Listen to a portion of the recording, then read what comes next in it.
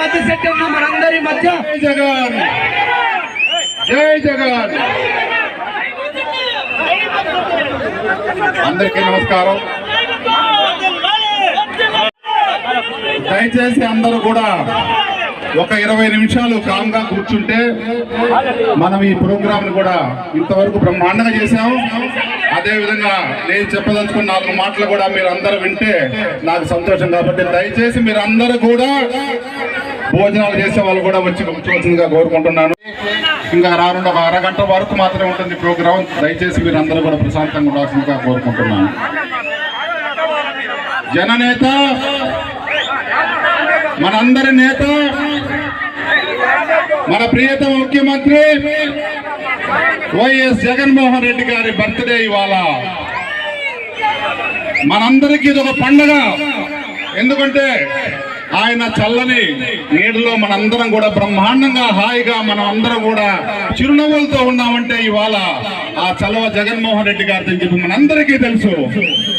మరి అలాంటి జననేత ఇవాళ పుట్టినరోజు జరుపుకుంటే మనందరూ కూడా ఒక పుట్టినరోజు పండుగని చెప్తున్నారు అనమాట.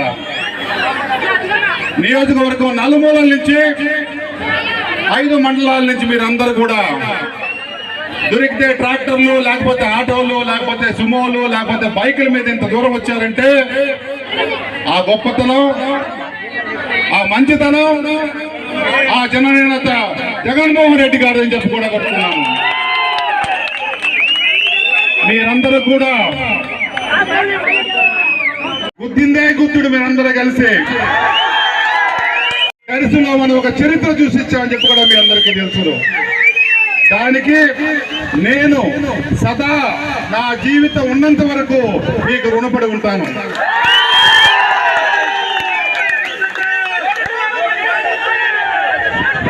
కలిసిలో మనం ఒక చరిత్ర చూసిచ్చామని చెప్పి కూడా మీ అందరికీ తెలుసు.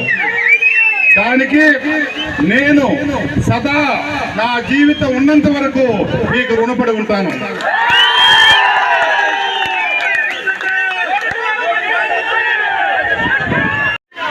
ఒకటిన్నర సంవత్సరం కాలం పూర్తి చేసుకున్నాం మనం. ఈ 1.5 సంవత్సరంలో మన ముఖ్యమంత్రి గారు ఎన్నో వినూత్న పథకాలు పెట్టారు. ప్రతి ఒక్క కుటుంబానికి కూడా మేలు చేరాలి, ఆయన పెట్టినటువంటి నవరత్నాలు ప్రతి ఇంటికి చేరాలని చెప్పి ఆకాంక్షించి ఆ రోజు ఆ 14 నెలలు 3648 కిలోమీటర్లు నడిచి మనందరి బాగోగులు తెలిసి మన కన్నీళ్లు తెలుసుకుని ఆయన గుండెల్లో పెట్టుకొని ఆయన పుస్తకాల్లో రాసుకొని ఎన్నో ఆలోచించి రాత్రి బాగోళ్ళని చెప్పుకోవడం కాకుండా దాదాపు ఈ 14 నెలల్లో మన గురించి ఏం చేస్తే బాగుంటుంది, నా ప్రజలకు ఏం చేయగలని చెప్పి కూడా ఆలోచించి నవరత్నాలనే పేరుతోటి మన ముందుకు వచ్చారు. అది కూడా ఎలక్షన్ ముందే మనం నవరత్నాలతోటి మన ప్రభుత్వం వచ్చిన తర్వాత నవరత్నాలు ప్రతి ఇంటికి వస్తాయని చెప్పాము.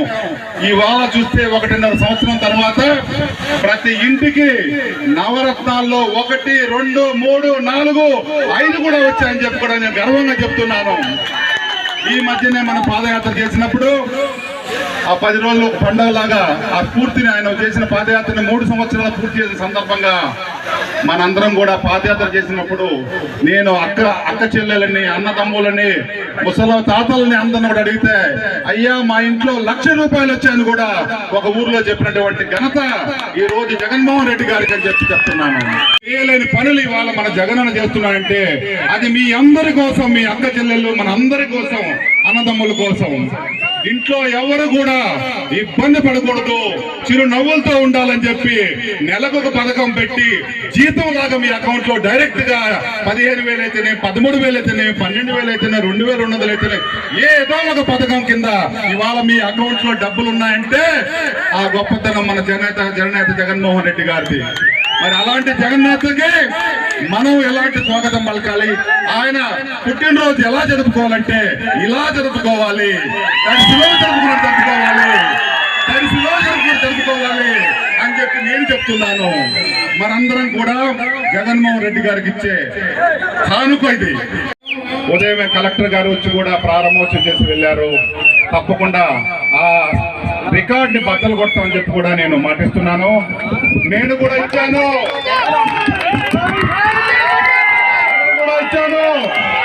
మీరందరూ కూడా ఇవ్వాలి.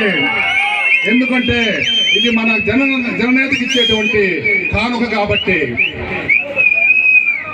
అదేవిధంగా ఈరోజు మనం ఒక అమ్మఒడైతేనేమి, ఒక రైతన్నకి రైతు భరోసా అయితేనేమి, 45 సంవత్సరాలు నిండినటువంటి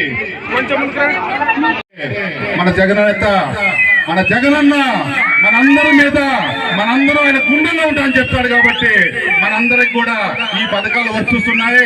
ఇందాక చెప్పినట్టు జీతం పట్టేట్టు పడుతున్నాయంటే అది దాంట్లో అసతివ్యక్తి కూడా లేదని కూడా నేను చెప్తున్నాను. ఇప్పుడే కాదు, రానున్న 30 సంవత్సరాలు మీరు గవర్నమెంట్ ఉద్యోగం చేసినట్టుగానే మీరు రిటైర్మెంట్ అయినా కూడా జీతం వస్తుంది. ఎందుకంటే రానున్న 30 సంవత్సరాలు కూడా మన జననేత ముఖ్యమంత్రి కాబట్టి ఆయన పథకాలు ఇంకా పెంచుకుపోవడం కానీ ఒక్క పథకం కూడా తగ్గించే మార్గం లేదు. మరి నేను కూడా ఆయనకు ప్రతినిధిగా, దర్శిగడ్డ మీద ఎమ్మెల్యేగా, మీ అందరి అన్న తమ్ముడిగా నా వంతు నేను కృషి చేసి నడిపించుకుంటారు ఆ పథకాన్ని. మన ప్రాంతం కూడా పాడి ప్రాంతం, పాడి మీద బడికే కుటుంబాలు ఎన్నో ఉన్నాయి. దాన్ని అమలుతో సంధానం చేసి మీకు ఇవాళ 5 రూపాయలు, 6 రూపాయలు, 7 రూపాయలు రేటు కూడా పెరిగి ఒక ప్రాంతాన్ని బట్టి మీకు ఈ విధంగా ఒక జీవనోపాధి కాకుండా అదొక ఉద్యమం లాగా, అదొక ఇండస్ట్రీ లాగా చేశారంటే ఆ గొప్పతనం మన జగనన్నది మాత్రమే. అదే కాకుండా మనం పండించిన పంటకు తగ్గ గిట్టుబాటు ధర రాకపోతే కొన్ని రోజులు అడ్డు పెట్టుకోవాల్సి వస్తే గోడౌన్స్ కట్టించబోతున్నాడు మీ ఊర్లోనే. అది కూడా దీంతో పాటు కోల్డ్ రూమ్స్ అంటే ఒక పెరిషబుల్ గూడ్స్ అంటే మనం పండించే కూరగాయలు కానీ, పూలు కానీ, ఏదైనా పండ్లు కానీ చెడిపోకుండా రేట్ లేకపోతే ఒక వారం, 10 రోజులు, 15 రోజుల పాటు కొనే వాళ్ళు వచ్చేదాకా ఆ అట్టి పెట్టుకోవడానికి, పాడు కాకుండా పెట్టుకోవడానికి కోల్డ్ రూమ్స్ అని కూడా ప్రతి ఊర్లో పెడుతున్నాం. ఇవన్నీ కలుపుకుంటే మీ గ్రామంలో 6 బిల్డింగులు అంటే దాదాపు 2 కోట్ల రూపాయలతోటి అదొక ఆస్తి లాగా మీ ఊర్లో ఇవాళ పెట్టారంటే అది మీ ఊరి ఆస్తి, అది మీ ఆస్తి. 6 రోజుల్లో ప్రతి ప్రోగ్రెస్ అనేది ఏంటంటే గ్రామ స్వరాజ్యం అంటే ఇదే. ఇవాళ మీరు మీ ఊర్లో మీ వాలంటీర్ల ద్వారా, మీ సచివాలయం ద్వారా మీకు కావాల్సినటువంటి ప్రతి పని కూడా అక్కడే అవుతుంది. అది రేషన్ కార్డు కావచ్చు, లేక పెన్షన్ కావచ్చు, లేక రైతు భరోసా పథకం కావచ్చు, లేదా అమ్మఒడి పథకం కావచ్చు, చేయూత కావచ్చు, చేదోడు కావచ్చు, వాహన మిత్ర కావచ్చు, కాపు నేస్తం కావచ్చు, ఏదైనా సరే మీ ఊర్లో మీ ఇంటి ముందు అది మీకు లభ్యమవుతుంది. అది జగనన్న చెప్పి పెట్టినటువంటి పథకం. ఇంతకుముందు ప్రభుత్వాలు ఎన్నో పథకాలు పెట్టాయి. మనకేమన్నా ఒక పథకం గుర్తుందా? ఇప్పటికే 1.5 సంవత్సరం అయింది. ఒక్క పథకం చెప్పండి, ఎవరికన్నా గుర్తున్నాయంటే ఒకటి చెప్పండి.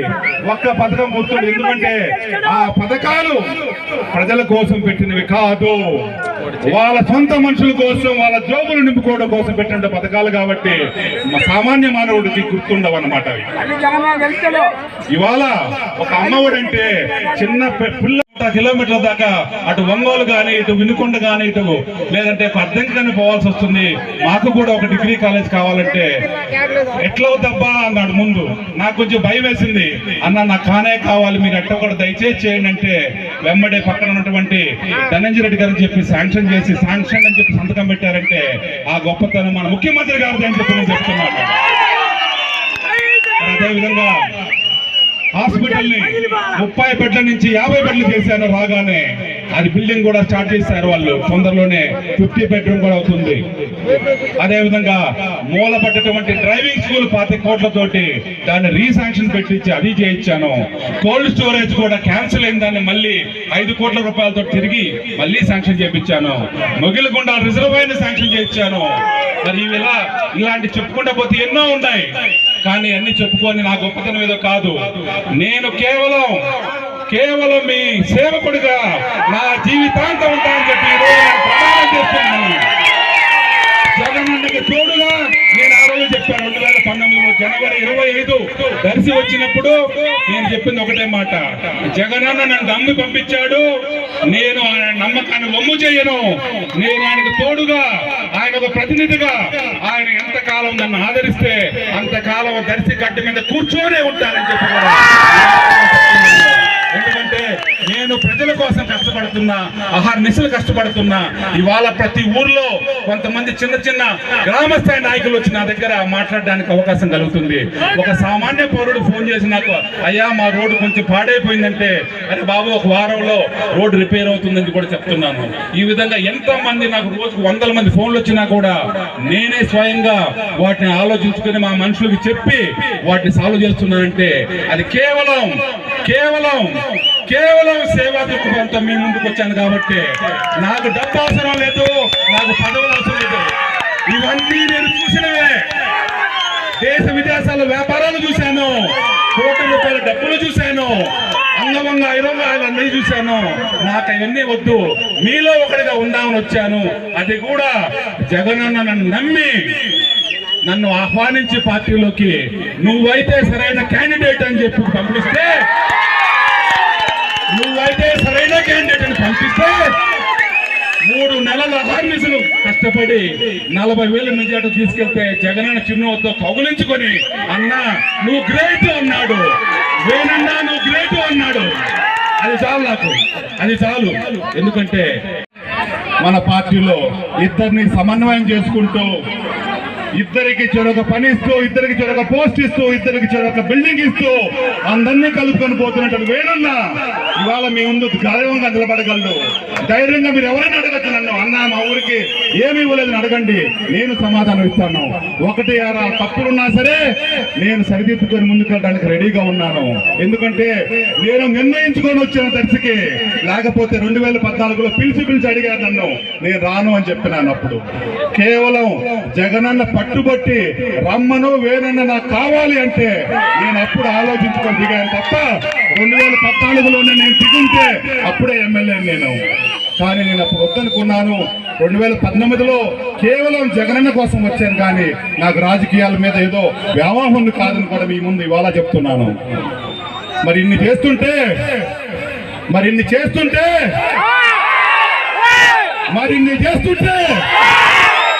ఏంటయ్యా జరుగుతుంది ఇక్కడ? ఈ డ్రామా ఏందయ్యా? ఆ డ్రామా చేసే వాళ్ళు ఎవరయ్యా? ఆ డ్రామా ఎందుకు చేస్తున్నారయ్యా? అది మాకు కొంచెం వివరించి చెప్పండి అని చెప్పి మేమందరం కూడా అడుగుతున్నాం. 2019లో జగనన్నకి ఒక మంచి క్యాండిడేట్ అవసరం ఉన్నది, అది మనందరికీ తెలుసు. పోయిన ఎలక్షన్ జగనన్నకి లైఫ్ అండ్ డెత్ లాగానే మనందరికీ తెలుసు. ఈసారి జగనన్న ముఖ్యమంత్రి చేసుకోలేకపోతే మనం ఎప్పుడు కూడా చేసుకోలేమని చెప్పి మనందరికీ తెలుసు. అవునా కాదా? అవునా కాదా? అవునా కాదా?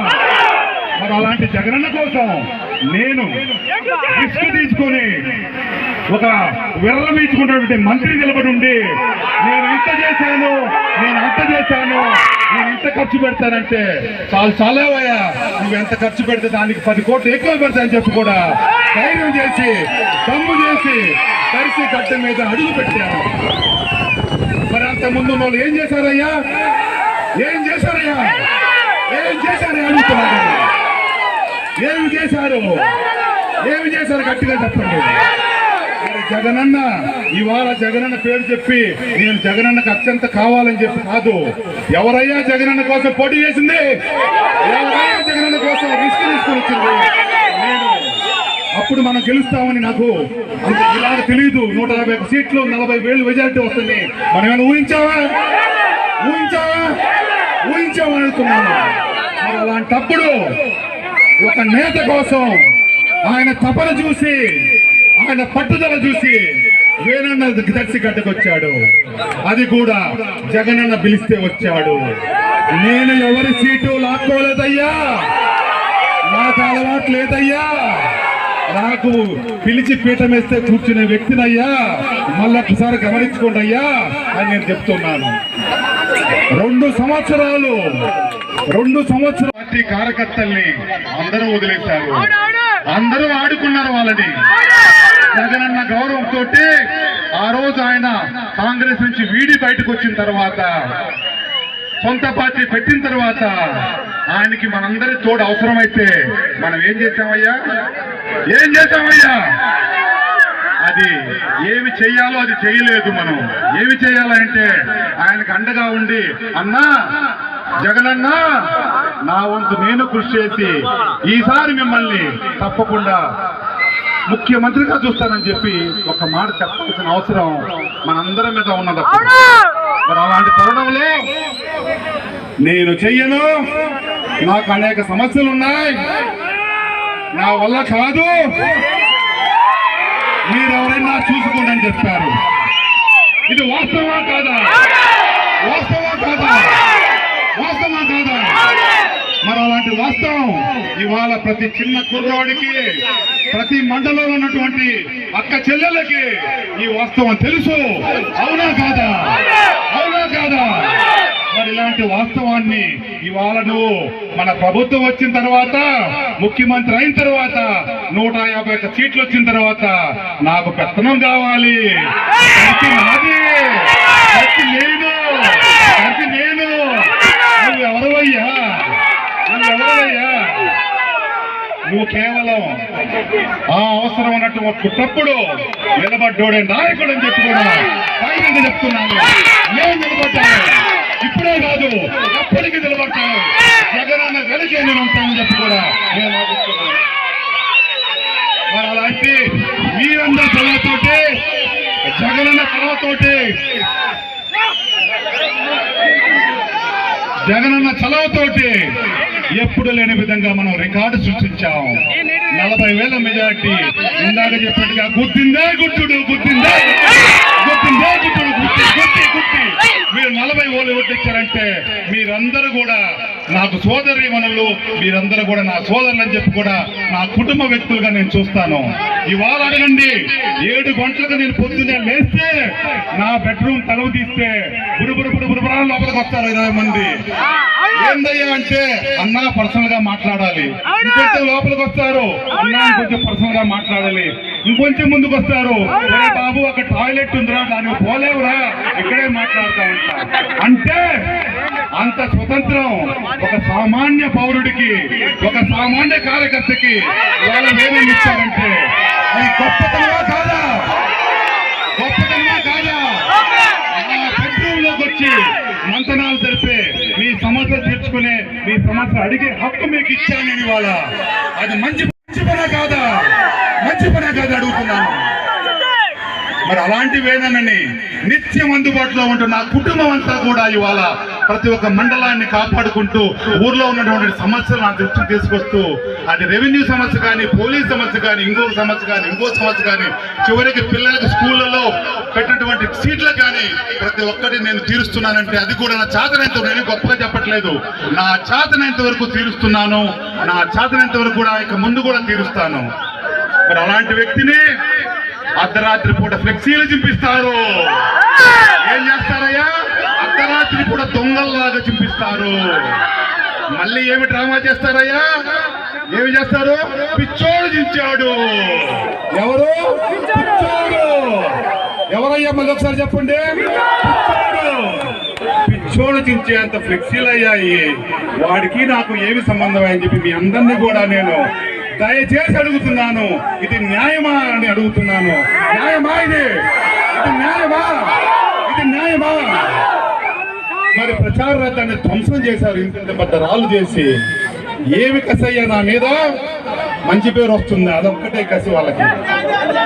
నేను వచ్చింది, నేను గెలిచింది వేరే వాళ్ళకి పెత్తనం ఇవ్వడానికి కాదు.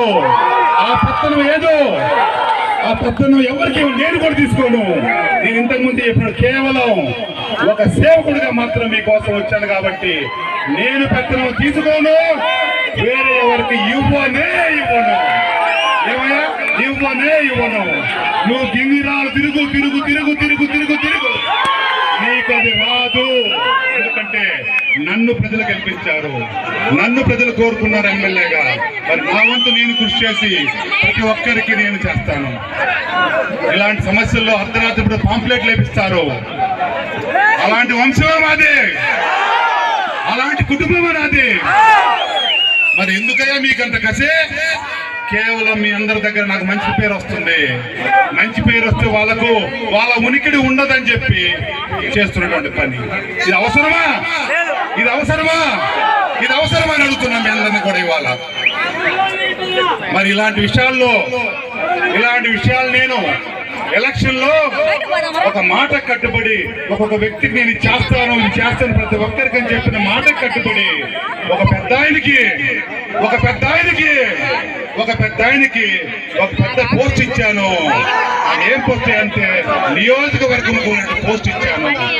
అయ్యా, నువ్వు ఈ పార్టీలో ఉండి నువ్వు నా కోసం కష్టపడ్డావు, జగనన్న కష్టపడ్డావు కాబట్టి నీకు పదవి తీసుకో, ఇది నియోజకవర్గ స్థాయి పదవి, ఎమ్మెల్యే తర్వాత ఎమ్మెల్యే అంత పదవి అని చెప్పి కూడా చెప్తే తీసుకుని, అది కూడా ఎలా వచ్చిన పదవి కూడా చెప్పాలి. మనకు రిజర్వేషన్ కూడా ఎస్టీ వస్తే కనీసం 4 మంత్రులతో తిరిగిందే తిరుగుడు చివరికి ఒక పెద్ద ఆయన నాకు సహాయం చేసి ఓసీ జనరల్ కూడా ఇప్పించాడు. ఎందుకంటే నేను మాట కట్టుబడి ఉన్నాను. మీ అందరికి కూడా తెలుసు, వేనన్నంటే ఒకసారి మాట ఇస్తే వెనక్కి తగ్గదు. అది మీ అందరికీ మనిషిని నా కుర్చీలో కూర్చోబెడితే కనకపు సింహాసనం మీద సునకాన్ని కూర్చోబెట్టినట్టు నువ్వు నాకు ఇవాళ బజార్లో నువ్వు చేస్తున్నటువంటి డ్రామా మంచిది కాదు. నీకంత గొప్ప చైతన్యం ఉంటే, నీకు ధైర్యం ఉంటే, నేనిచ్చిన భిక్ష, నేనిచ్చిన పదవి అయ్యా నాకు వచ్చేసి నువ్వు బజార్లో తిరగవయ్యా, నువ్వు ఏమైనా చేసుకోవయ్యా, నువ్వు బట్టలు ఇప్పుడు డాన్స్ చేసుకోవయ్యా, నాకేమీ అవసరం లేదయ్యా అని కూడా నేను చెప్పాను. మీరు చెప్పండి, ఇది న్యాయమా? మరి ఇలాంటి అన్యాయాల్ని మనం సహిస్తామా? మనం సహించాలి. ఇంకొక పెద్ద ఆయన ఉంటాడు, ఈయన తానా అంటే ఆయన తందానా టైప్. ఆయన మన పార్టీకి ఏమీ చేయడు, ఎక్కడో కిలోమీటర్ దూరంలో ఇటు చూస్తా ఉంటాడు. ఎట్లయ్యా ఇటు చూస్తా ఉంటాడు, దొంగలు చూసినట్టు చూస్తా ఉంటాడు. సరే, ఈ పెద్ద ఆయన చెప్పాడు కదండి, ఆయనకు ఒక పదవి ఇచ్చాను, 1 కోటి రూపాయలు సంపాదించుకునే వ్యాపారం ఇచ్చాను. ఇవాళ ఏం చేశాడయ్యా? 1 కోటి రూపాయలు తీసుకుని ఆ 1 కోటి రూపాయలతో నా మీదే ఫ్లెక్సీలు వేస్తున్నాడయ్యా ఆయన. ఇది న్యాయమా? మరి ఇలా ఈ విధంగా ఈ 5-6 మంది బుడబుక్కలను వేసుకొని తిరుగుతూ అమరావతి చుట్టూ, హైదరాబాద్ చుట్టూ, ఒంగోలు చుట్టూ తిరుగుతూ నియోజకవర్గానికి 1 రూపాయి ఉపయోగపడే పని చేయకపోగా ఇలాంటి అబండాలు వేస్తూ తిరుగుతున్నారే. మీకు వేరే పని లేదయ్యా, ఏదైనా వ్యాపారాలు చేసుకోండి అయ్యా, 4 రూపాయలు పైకి వస్తాయని చెప్పి మీ అందరికీ ఉచిత సలహా ఇస్తున్నాను. నన్ను దయచేసి ఈ సలహాని తీసుకుంటారా? తీసుకోండి అయ్యా అని చెప్పి మీ అందరూ కూడా చెప్పండి. నా తరఫున మీరందరూ కూడా రేపు బయటకు వెళ్ళినప్పుడు ఆ ప్రముఖులు ఎవరు గంటలు కూడా నిలబెట్టుకుని జగనన్న ఇక్కడ పెట్టుకొని నేను వ్యవహరిస్తున్నాను. మరి అలాంటి వ్యక్తిని మీరు ఎప్పుడు కూడా ఇలాంటి అన్యాయ పనులు నా మీద అబండాలు వేసి ప్రతిసారి మీరే దెబ్బతిన్నారు. ఏ దాంట్లో కూడా మీరు ముందుకెళ్ళలేకపోయారు. అయినా కూడా మీ ప్రయత్నం దయచేసి ఇప్పటికన్నా, ఇవాళ కన్నా 21వ తేదీ డిసెంబర్ కన్నా మీరు వదిలేస్తారు. మీకు ఆ దేవుడు మంచి బుద్ధి ఇస్తాడని చెప్పి ఆ దేవుణ్ణి నేను ప్రార్థిస్తున్నాను. వాళ్ళ తరఫున మనందరం కూడా ప్రార్థిద్దాం. గోవిందా గోవిందా, గోవిందా గోవిందా, గోవిందా గోవిందా. మరి ఇలాంటి వ్యక్తుల్ని వరం దేవుడు సహిస్తాను. శిశుపాలులాగా చెయ్యి, నువ్వు తప్పు చెయ్యి, నేను చూస్తున్నా, నేను గమనిస్తున్నా అని చెప్పి ఇంతవరకు తీసుకొచ్చా. కానీ ఇవాళ చెప్తున్నాను, ఇక సహించను.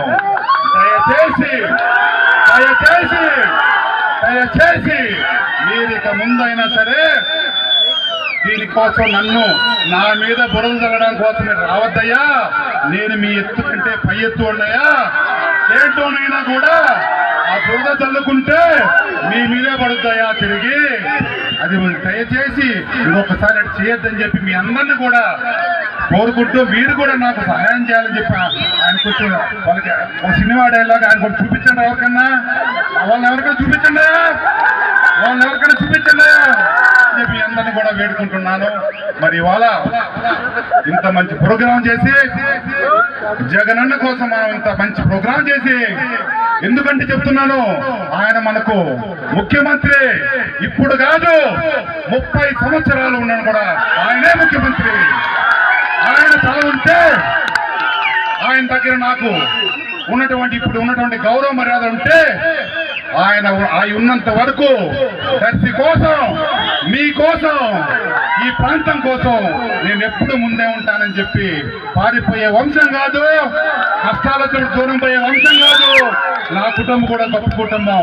మీరే చూశారు ఇవాళ నా అన్న తమ్ముళ్ళు కూడా పెద్ద పెద్ద వ్యాపారాలు వదిలేసి, విలాసవంతమైన జీవితాన్ని వదిలేసి రోడ్లు పట్టుకొని, ఊర్లు పట్టుకొని తిరుగుతున్నామయ్యా. ఎందుకంటే జగనన్నకు మాట ఇచ్చాం కాబట్టి, జగనన్న కోసం వచ్చాం కాబట్టి.